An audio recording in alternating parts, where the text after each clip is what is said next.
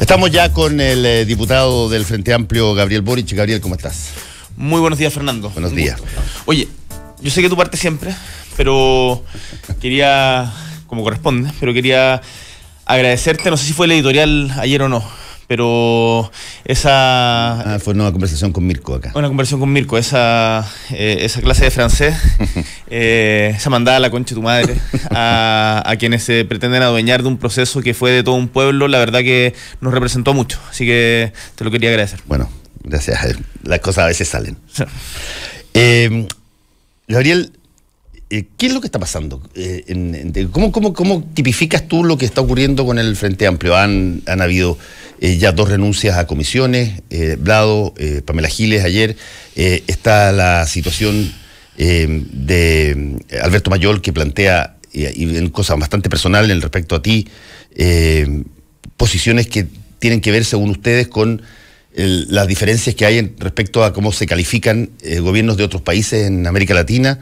¿Qué es lo que está pasando? ¿Cómo lo ves? ¿Cuál es el panorama? ¿Esto es una crisis de crecimiento? ¿Esto es algo que se podía haber aventurado, que podía pasar a estas alturas? ¿Cómo?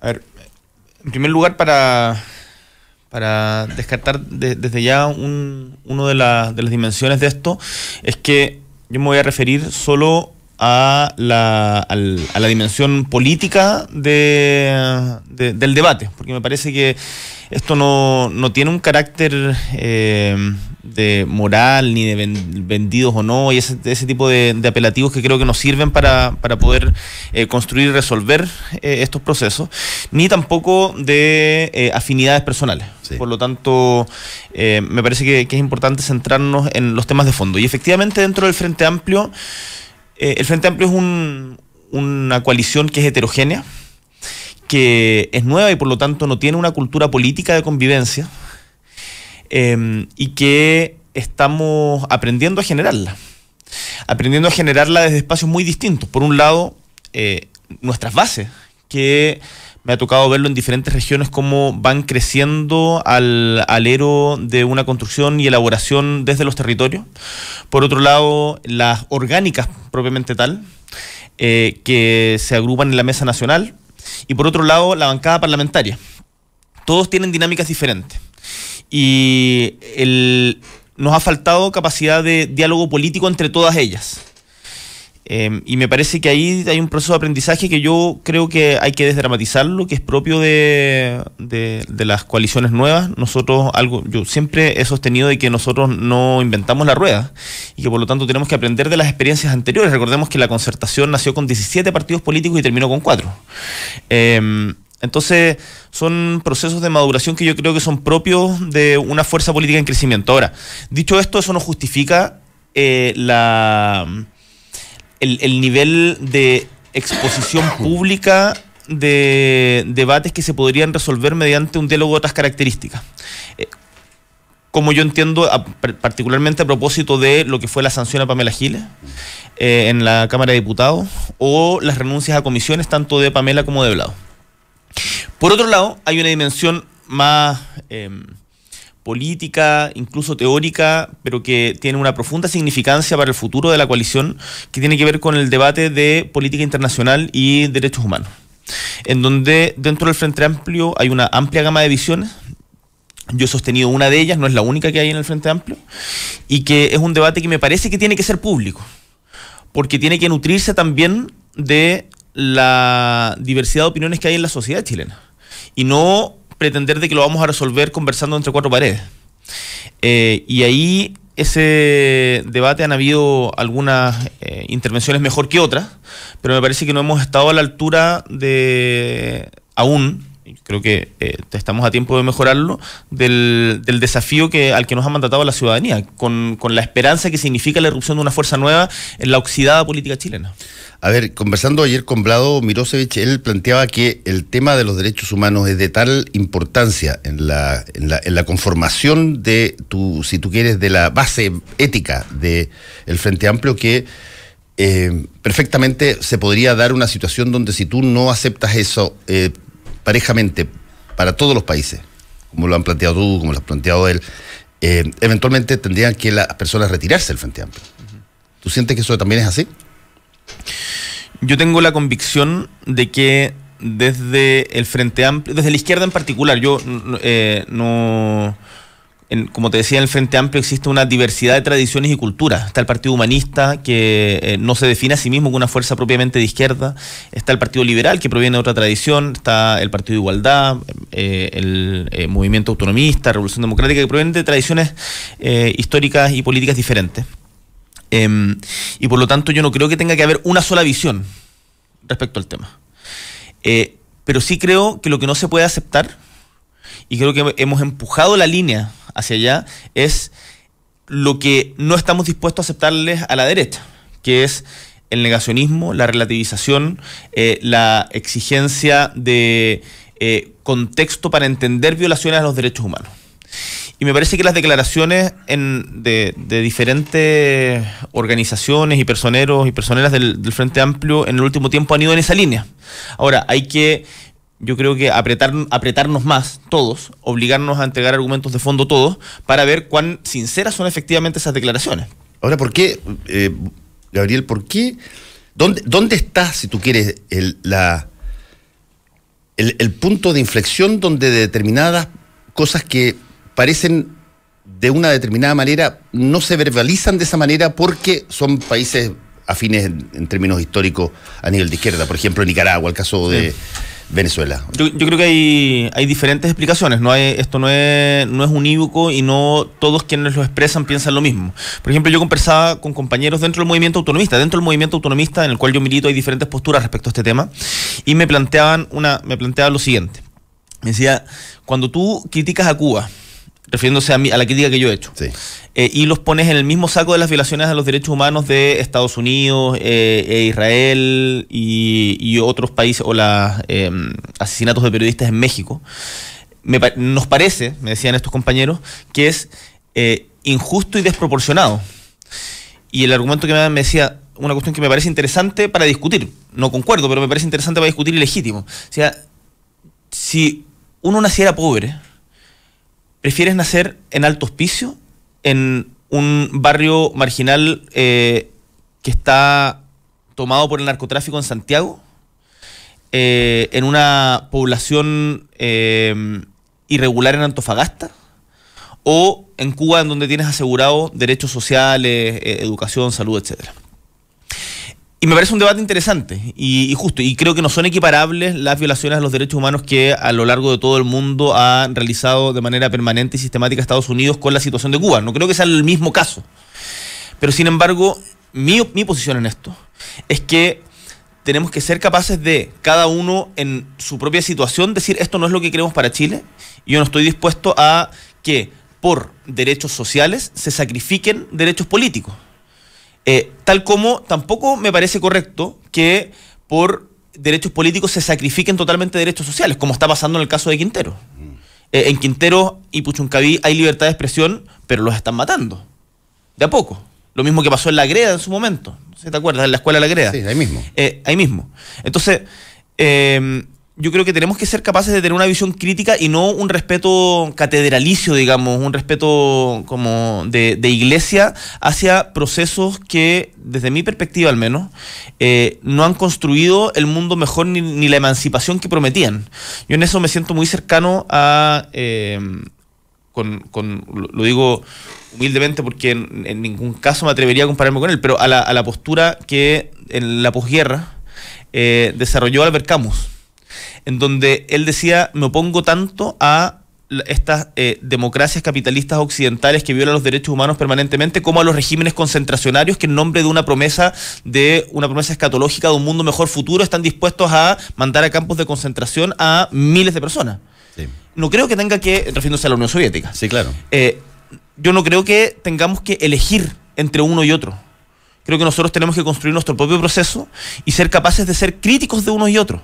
Porque si no, si nos cegamos y si empezamos con defensas corporativas, al final la pregunta que legítimamente tiene derecho a hacerse quien nos escucha y quienes son los futuros electores, quienes deciden el futuro de Chile, van a decir, bueno, ¿hacia dónde quieren llevar a Chile el Frente Amplio? Si no son capaces de ser críticos con lo que pasa en otros países, sean afines o no afines.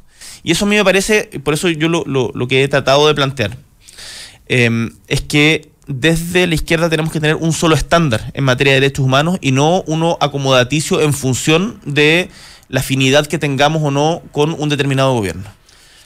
Ahora, eso que, si tú lo escribes, debiéramos tener un estándar para mirar todos los países de acuerdo a los derechos humanos. Me encantaría que alguien existiera que dijera, no, yo creo que deben haber varios estándares.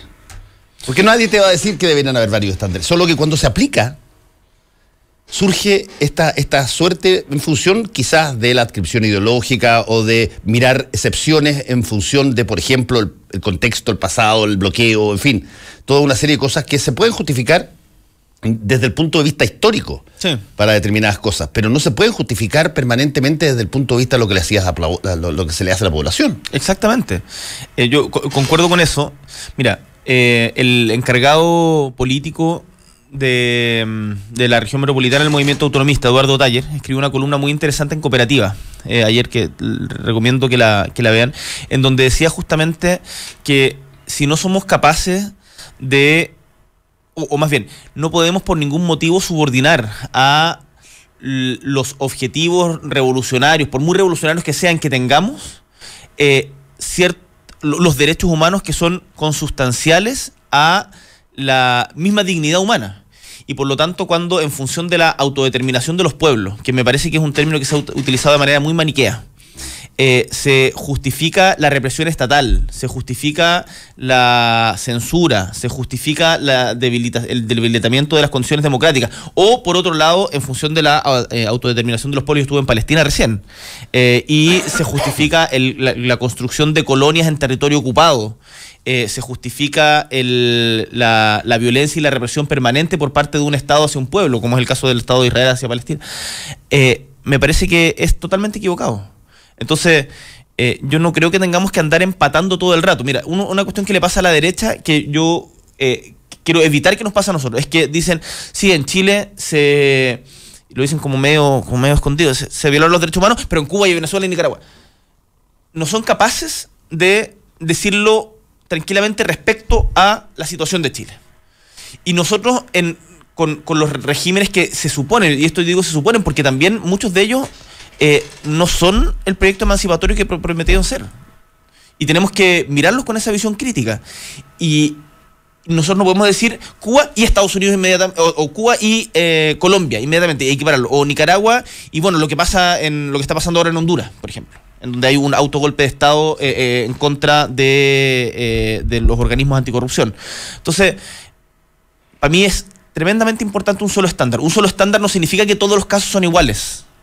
Un solo estándar no significa meter en un mismo saco a todos los estados de una u otra manera violan los derechos humanos.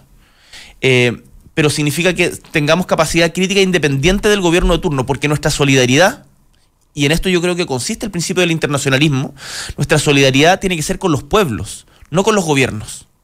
Y ahí, dentro del Frente Amplio, tenemos diferencias. Y esas diferencias tienen que debatirse también con fraternidad. No podemos pegarnos coscachos, digamos. ¿Cuál es tu pronóstico de ahora? Esto ya llegó a las bancadas, ya generó cambios objetivos en materia de personas que eran miembros de determinadas comisiones. Se está puesto arriba de la mesa una suerte de emplazamiento a que se defina, y bueno, los que estén en una determinada posición continúan, los otros no. ¿Cómo? Esto tiene, y en esto yo discrepo con Blau y se lo he planteado, esto tiene que tener un procesamiento orgánico. Esto no se va a solucionar con golpes de efecto a través de posiciones institucionales por la prensa. Esto tiene que ser un debate más allá de cualquier caricatura al interior del Frente Amplio. Y por lo tanto yo espero, y se lo he dicho personalmente, hablado, que él revise y vuelva a la presidencia de la Comisión de Relaciones Exteriores, y lo mismo respecto de Pamela, que vuelva a la presidencia de la Comisión de Familia. Ayer, por ejemplo, esto quizás es muy específico, pero te lo cuento porque es importante para que la gente entienda cómo se dan estos debates dentro de organizaciones políticas. La mayoría de la gente no milita en organizaciones políticas. Ayer yo tuve un debate con mi regional, que es Magallanes, conectado por Hangout, porque me toca estar en Valparaíso hoy día, sobre en donde discutimos 3 horas sobre el tema de política internacional, derechos humanos y si es que los derechos humanos hoy día son un lenguaje suficiente para poder abordar las diferentes crisis o desafíos que enfrentamos en el panorama mundial hoy día. La conclusión, yo diría, mayoritaria fue que sí y que tenemos que defenderlos como un mínimo, avanzar más allá, pero que es importante hacerlo. Entonces, esto se está dando en todas las regiones, desde el movimiento autonomista, discusiones de estas características. Y vamos a llegar a un congreso donde vamos a plantear una posición. Y esa posición la vamos a expresar al Frente Amplio. Esto no se va a definir en una cuestión de un día. Un partido u otro partido no se va a ir porque alguien lo diga. Tiene que ser un debate profundo al Frente Amplio. Yo creo que hay ciertas posiciones que son incompatibles. Yo creo que en el Frente Amplio no cabe, y esto que ojalá no saque como la cuña aislada porque queda como para la polémica y después para las respuestas y contrarrespuestas, pero porque me parece más complejo que eso. No cabe alguien que esté dispuesto a pedir contexto o a relativizar el respeto a los derechos humanos en función de otros objetivos. Y por lo tanto ese debate tenemos que profundizarlo. Pero eso todavía no está tan claro, porque el debate todavía tiene muchas caricaturas, todavía sigue siendo de mucha cuña y poca profundidad, y todos tenemos que hacer un esfuerzo de madurez para poder darlo con la profundidad que se requiere. Esta es una cuestión muy importante, porque en el fondo estamos hablando de qué es lo que haríamos nosotros en situaciones de poder, cómo trataríamos nosotros a nuestros adversarios políticos en situaciones de poder, y cuáles creemos que son, además, los límites y el valor de la democracia, que es una discusión que en los 70 se reventó. Y yo creo que es importante que la demos ahora, que tenemos la oportunidad de hacerlo con templanza y no al calor de amenaza como pasó antes en la historia de Chile. ¿Tienes tiempo para quedarte un poco más? Me puedo quedar todo el tiempo que sea necesario. Hagamos una pausa y integramos a Mirko Macari a la conversación. No te separes de la 92.9. Ya regresamos con más opinión y debate en Combinación Clave. Quédate en la clave.